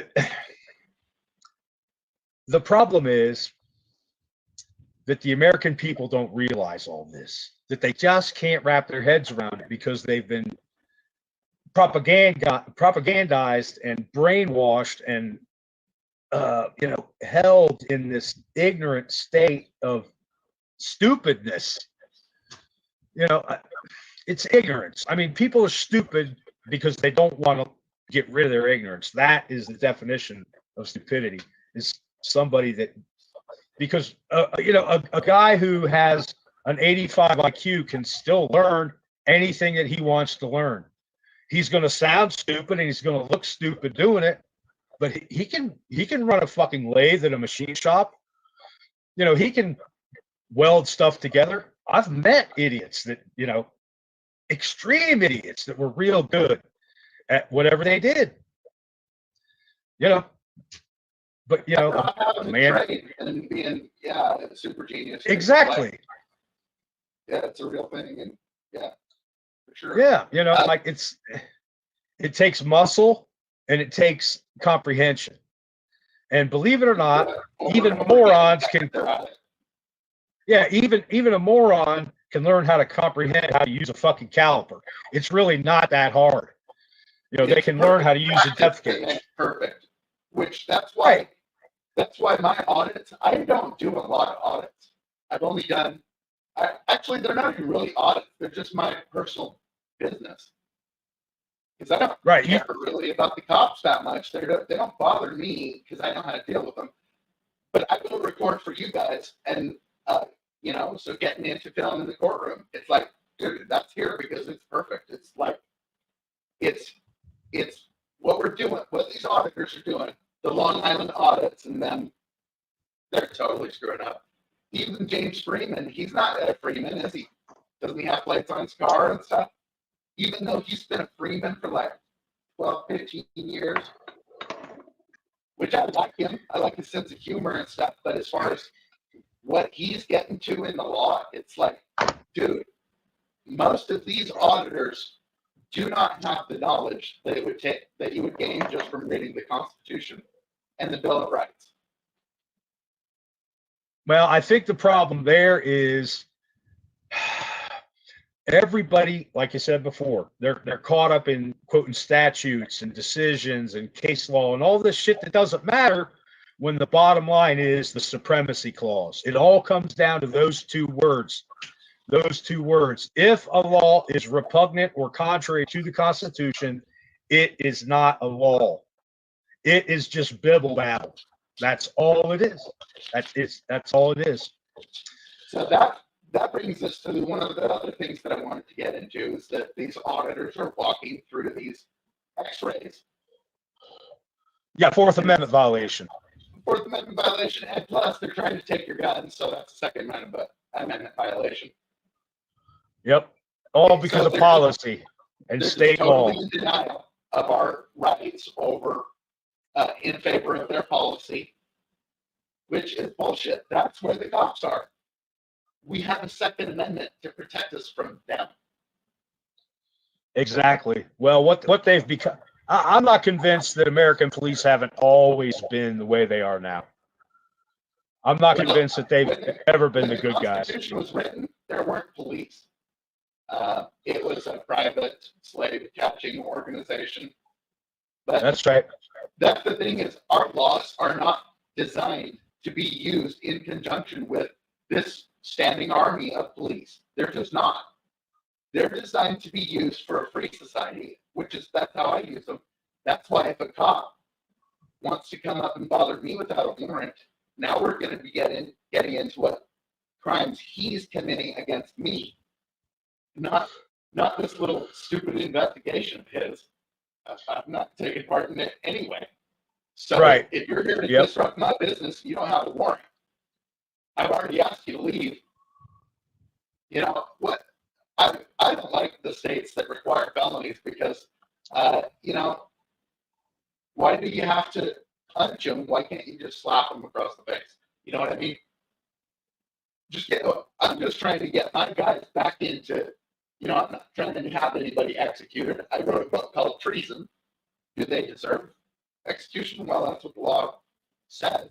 If they took part in the drug war or any of the other wars against us, I'm not necessarily standing for that. I want them to get back in line.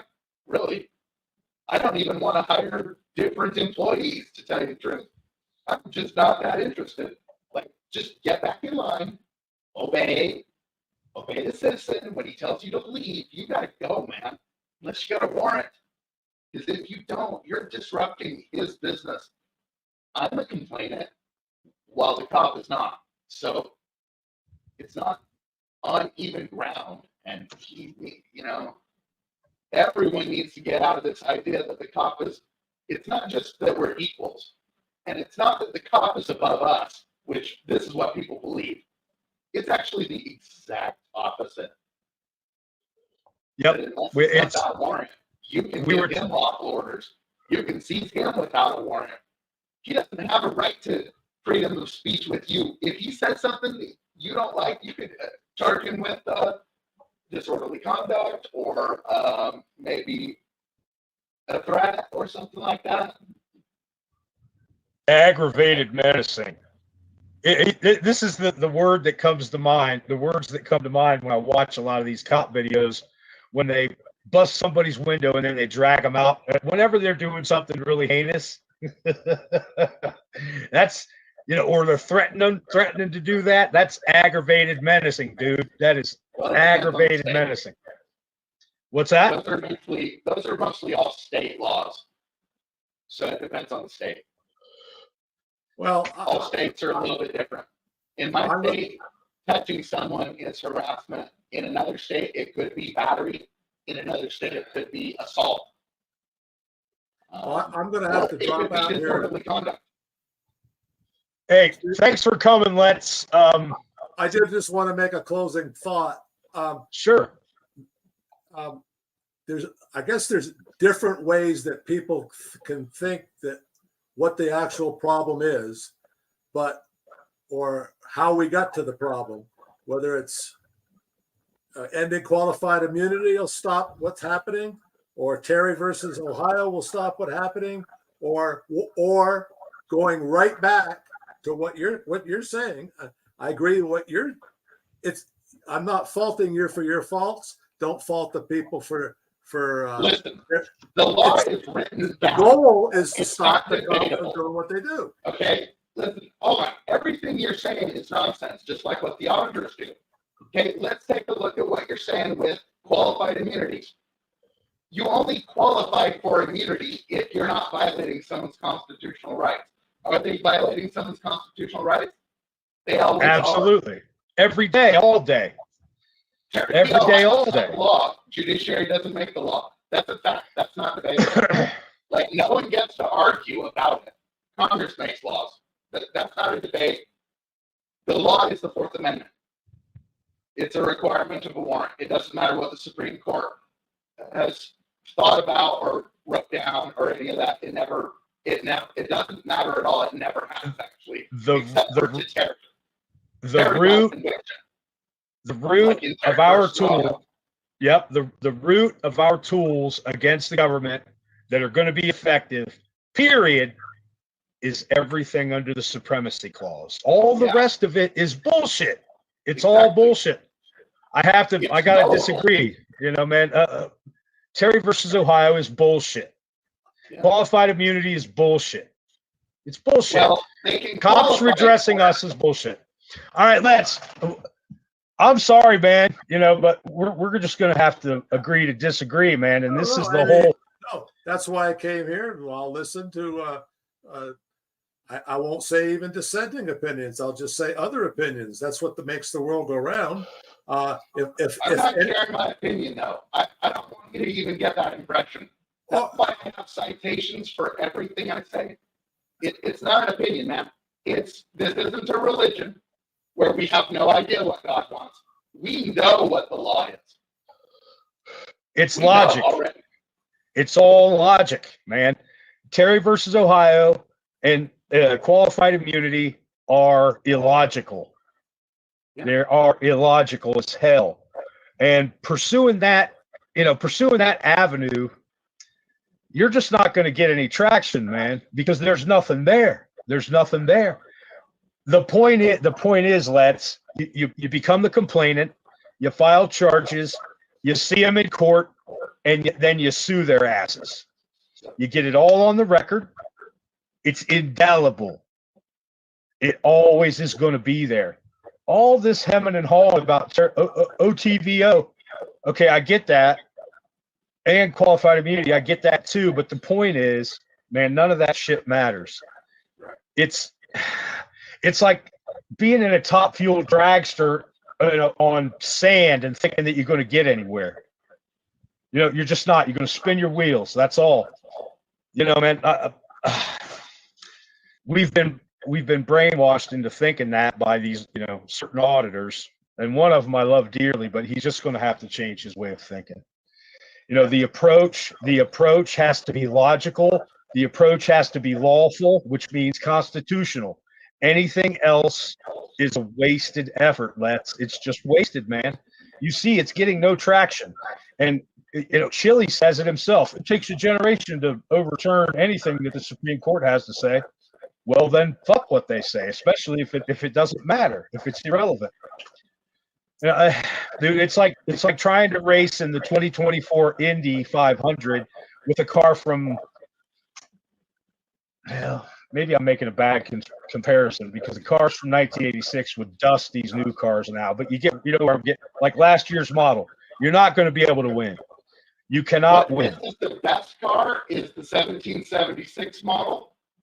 Yes, exactly. To use an aluminum piece of shit. Right. You're looking at stuff that's only 60 years old or whatever, and that's what's dictating how the police and these public servants act, man. That is a battle we can't win. Then whatever the battle needs to be, then that's what I'll be in. And that's to stop these pigs from being able to do what they're currently doing. And and in my analogy that I'm trying to give, I'm talking about a three-legged stool. Some people think it's qualified immunity. Some people, like myself, were led to believe that Terry versus Ohio will solve all of our problems, not just the police putting their hands on you. I'll settle for rolling back Terry versus Ohio, but I understand we shouldn't settle for just Terry versus Ohio. We should settle for rolling it back from the 10th Amendment back. All right. So, yep. Well, I mean, you have to take steps to get there, maybe, or maybe you don't. Maybe it's you just wave the magic wand and we've eliminated everything. Yeah, you need to get into the 1776 car and out of the car that you're in. Because that's just some boomer nonsense, I'm telling you. Yeah, let me take that 5770 and put a turbo in it and everything else. No. Leave it horse drawn. Go back to what the real law is. Hey, with that, gentlemen, I gotta bow out. It's been nice chatting with you, and thanks everybody in the chat for your comments. Appreciate it. All right, man. You're welcome to come back anytime. Thank you very much. Have a good day, Jack. All right, you too. Thanks, man. Yeah, bye now. I think that might be, unless you got anything else, man, that might be a good place to wrap up. Did we finish with the Fourth Amendment violation checkpoint? No. Real quick. Okay, sure, so all these auditors, they're walking into these x-ray machines, and they're walking through them like it's nothing. Bro, that's not nothing. That's the first step. They feel, whether it's true or not, that you are subservient to them as soon as you start obeying them. And so that's the first step, is to get you disarmed, right? and then maybe insecuring a person, maybe hitting some radiation. I don't know anything about that. But what I do know is that these are public buildings, and when they try and block entry to your way to a public building, like if you refuse to go through these things, they're committing the crime. Yeah, because you have the right to be secure in your person, property, and papers, right? Yeah. And Second Amendment right to a personal protection device. And Sixth Amendment requirement of a warrant to even get a warrant. Did I say that wrong? Sixth Amendment confrontation clause. You need to have a person that's actually a complainant to swear a statement of damages against you. And it's just some pigs at a checkpoint. So who's the complainant? There isn't one. They're always going to pretend that the state can be.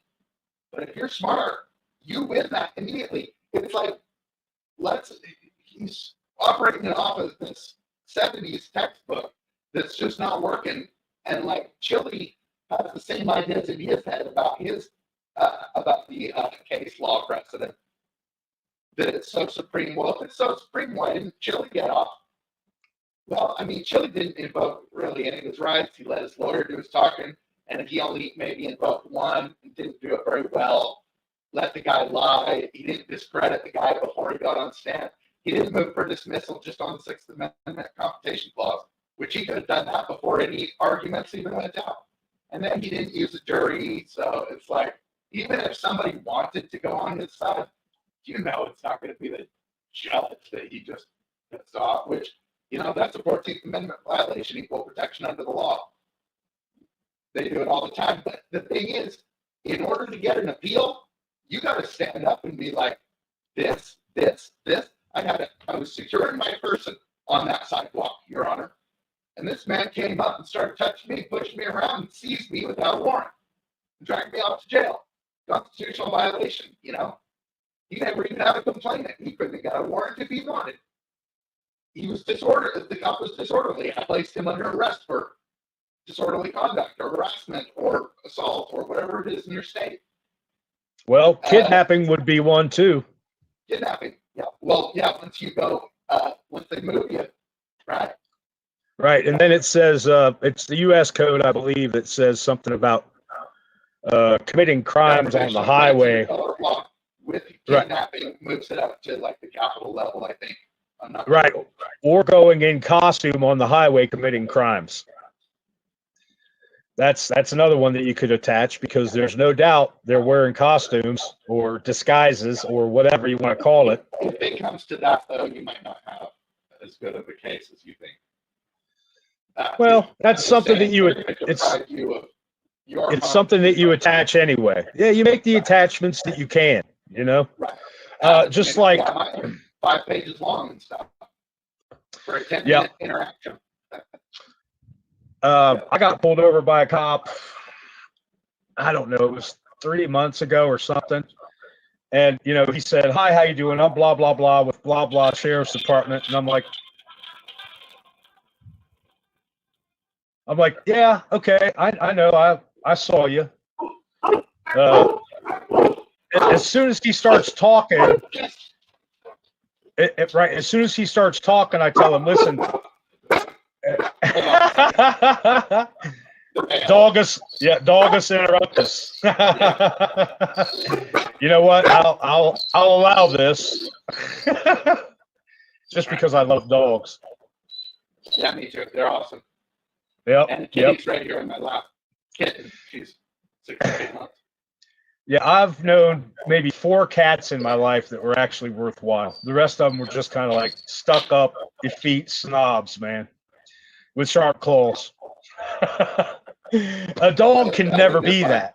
Watching them. Well, yeah, they're fun to watch play, but man, it's the times when they do shit that's like just malicious, like, I don't know. I'm always with them, so I don't really have to deal with that much. Maybe getting on the counter, they do that type of thing. Yeah, I don't hate cats. Yeah, I don't hate cats.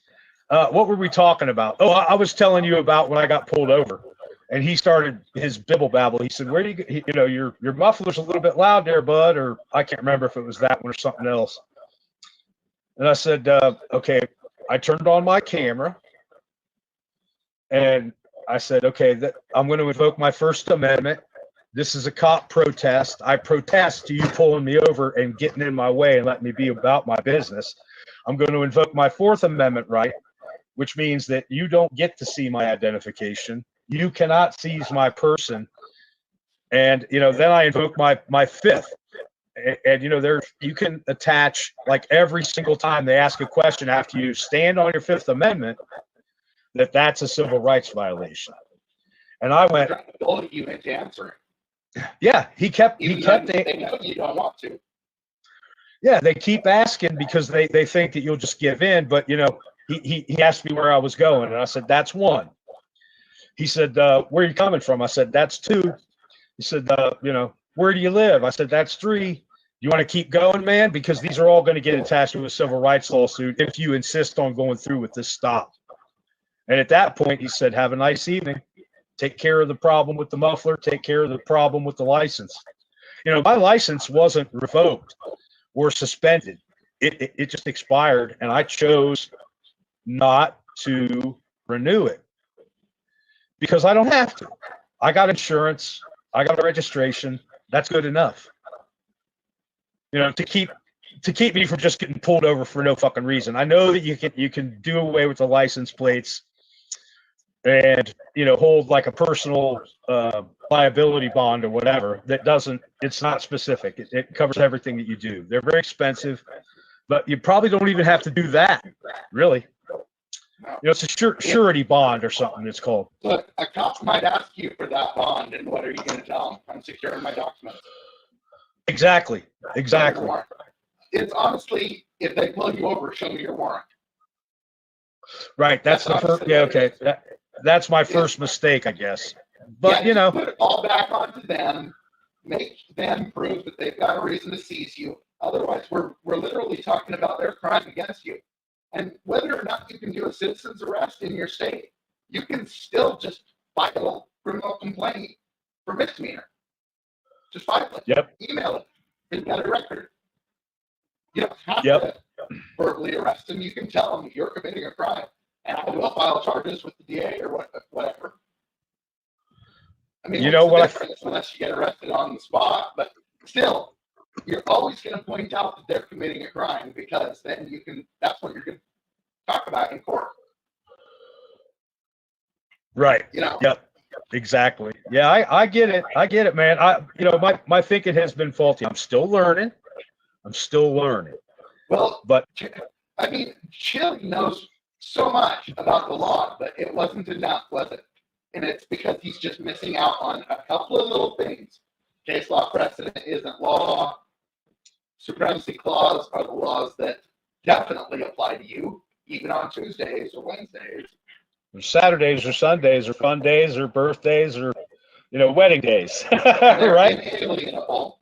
Another thing is understanding the reasonable in the Fourth Amendment is the warrant. The reason to seize a person is the warrant. That one where it trips up everybody.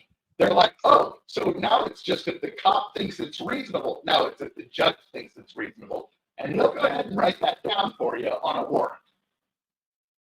Of course, because they're still beholden to that. But I think that the watershed moment is when somebody who does what you do actually wins a settlement from these people, sues them successfully, and gets them. Well, I can do that anytime I want. I mean, come on, man. I've got as many constitutional rights violations as there are stars in the sky. Every time I arrest one of them and they refuse to process that criminal complaint, which means we need to get this guy in front of a judge or he needs to be booked into jail. One of the two. Every time they refuse, that's a 14th Amendment violation, equal protection under the law. Every time they kick me out of a public building or any of this stuff, these are all constitutional rights violations. They don't have any rights with me. So for them to show up and start making me do stuff or stay at the park until I just leave and disrupt my business, these are all constitutional rights violations. They're all I mean, they're essentially like basically automatic lawsuits. And I've got 20 of them on the line. It's actually more than that. But just with my local city here, it's 20. And yeah, I need to get up on that, but it doesn't change the facts. The facts are we've got a law. It's written down. They violate those laws all the time. Most states have great citizens arrest laws. Even if they don't, you can just press charges for whatever anyway. And then you have equal protection of the law. So it's not like they can just say, no, we're not going to prosecute because we don't want to, because now you can sue the DA for violating your equal protection of the law. So, I mean, the lawsuits, it doesn't matter. It's irrelevant. What matters is the law. The law already exists. I'm using it exactly the way it's supposed to be used because our country was designed before police existed. And so because of that, we have all these specific rights that are to secure our freedom. And the cops, they don't have anything written in to secure their right to fuck with us. So that puts them really at a disadvantage. All right, let's do another show next. Yep, works for me, man. The clips were good. We could do a whole clip show. If you could keep it short, because honestly, I don't need much information. Like, once I find out it's about a judge's order and freedom of speech, and, once I know the topic, then I pretty much can just go on it. All right, man. I just wanted them to, I was hoping they would work better than they did. And the longest one was 2 minutes. Maybe I'd keep it under 2 minutes or 60 seconds, maybe. They just have so little information that it's irrelevant what the person even thinks because, it's like chili. I like chili, but I'm not subscribed to them because I can't take my time hearing about case law precedent or any of this other crap.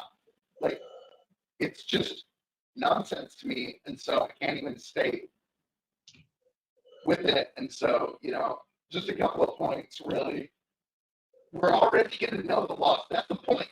You don't have to be a genius for American law. It's not as complicated as these people are trying to make it out to be. They're like, oh, look how smart I am. I can cite Terry v. Ohio. No, dude, that's how confused you are. Just go right to the law, go right to the top, just like that. Don't cite Poster 7. The Poster 7 is just describing the Constitution. Yeah, and it comes from Department of Homeland Security. So how hypocritical does that make it? Well, I don't know. I am not for the thing that they do with the airlines, but other than that, I don't know that they do anything. I'm not totally sure. I'm not up on that. They are a gigantic money sink. That's what DHS is. Yeah. I mean, and what? Right, and guy is going to get rich from signing this socialism contract. Oh, I've never signed anything with a T on it before. Because he just made a whole bunch of people happy. And they just make sure his second presidential term, to be perfectly honest with you. Yeah, of course. Absolutely. All right, man. We'll figure it out for next Thursday. And if you want to send me a homework assignment for next week, just put it in the email and I'll study. Okay. I'll think on that. And I'll try not to be too stupid when I talk about it.